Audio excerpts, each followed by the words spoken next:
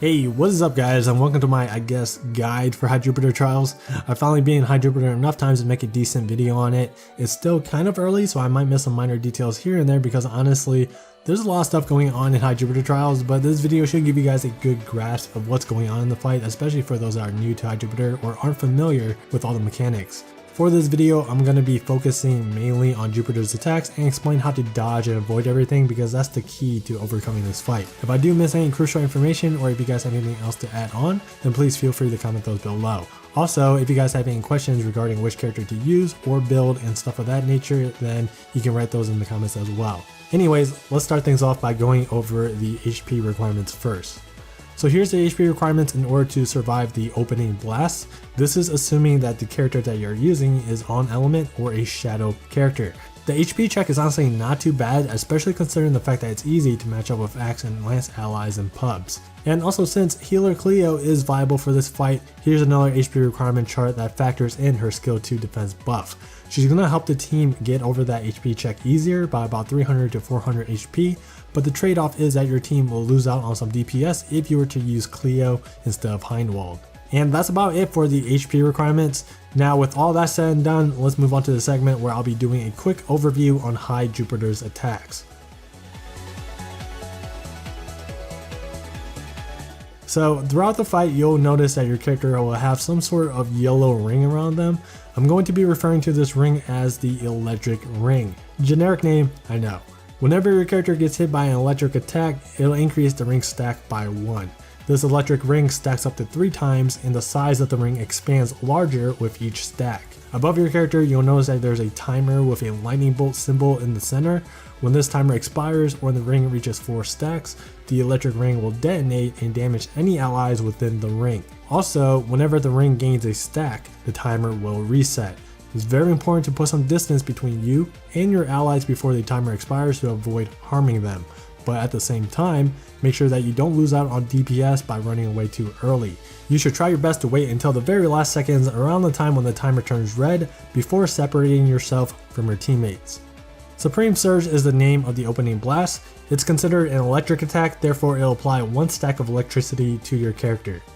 Jupiter does this close range peck attack that is foreshadowed with an exclamation point. He'll target and face in the direction of the player that's closest to him, therefore this is the attack that the melee characters will be abusing to bait him into favorable spots on the map. Keep in mind that once the exclamation point pops up, High Jupiter is basically locked into that direction, so feel free to reposition yourself afterwards. After the peck always comes the dash. When he dashes, he'll leave a lightning trail behind him, so it's best to avoid being behind Jupiter during this sequence.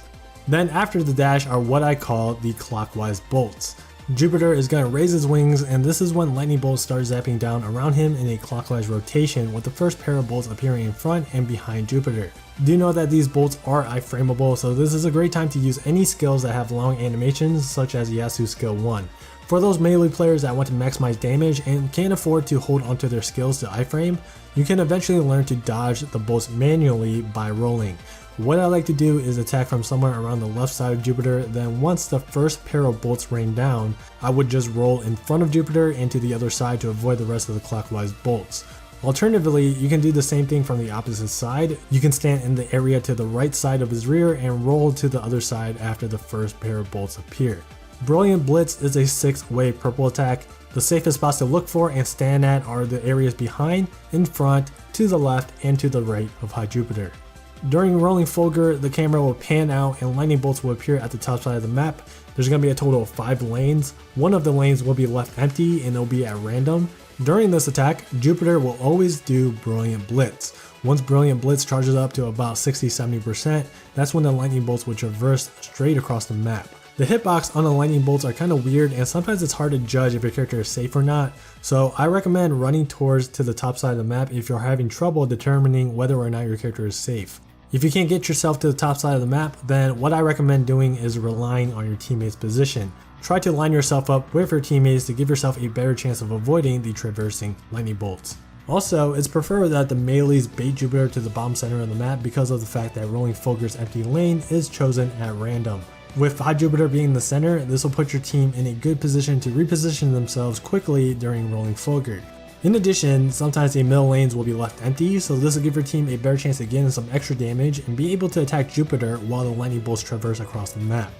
Shocking Spark is an unavoidable purple attack that targets every member on your team. It will apply 1 stack to the electric ring. Make sure to avoid overlapping the purple circles with an allies in order to avoid taking additional damage. Electron Burst is the second HP check of this fight. This AoE does huge damage and is unavoidable. You are required to tank it if you cannot break Jupiter before he performs it. Electron Burst's damage is based on the amount of stacks on your character's electric ring. Basically, the more stacks on your character, the less damage Electron Burst will deal. Most players will just straight up tank it because the required HP is similar to what is needed in order to survive the opening blast. However, there is a certain situation later on in the fight where you can purposely get a second stack to your character's ring to reduce damage from an amplified version of Electron Burst. But the downside to that is that Electron Burst will apply a 3rd stack to your ring, which means 1 error and the 4th stack will blow up your entire team. Personally, I don't recommend doing the stacking reduced damage trick. I would just tank the first one normally, and the 2 other ones later in the fight you can just tank with your dragon. 3 purple circles will target each member on your team. This is where you have to be very patient with your movement. Do not, and I say do not, roll around like crazy. You want to just wait until the purple circle is about 60% filled, then that's when you start rolling. This will make the purple circles overlap with one another, and if everyone does this, then this will give your team more room to work with. I recommend 2 players, usually the melee players, to roll and hug near the southern wall, while the ranged players have all the room in the world to dodge around near the center and the top side of the map. During Amplify, Jupiter will get supercharged and a bunch of its attacks becomes more powerful or becomes amplified. All of his attacks basically grow stronger. The following attacks include the Peck, the Dash, Clockwise Bolts, Brilliant Blitz, Rolling Fulgur, Bolt Impact, and Electron Burst. The Peck and the Dash now applies an electric stack, and the Clockwise Bolts, which previously only presented 4 consecutive pairs of bolts, now has a 5th part added into the sequence. After the first 4 pairs of bolts, 4 additional bolts will shoot out from in front, behind, to the right, and to the left of Jupiter. In order to avoid these bolts, you can stand in the areas diagonal of Jupiter, or you can always just iframe them. The amplified version of Brilliant Blitz is called Radiant Blitz. It's similar to the original except that it's 8 purple lines instead of 6 now, which means that there will be less room to work with. Rolling Fulgur turns into Sweeping Fulgur, and unlike the original, the empty lane is fixed for this one. The middle lane is always left empty, but the trick here is that the lightning bolts will return or sweep back from the other side. The returning lightning bolts are in inverse positions when compared to the initial set of bolts.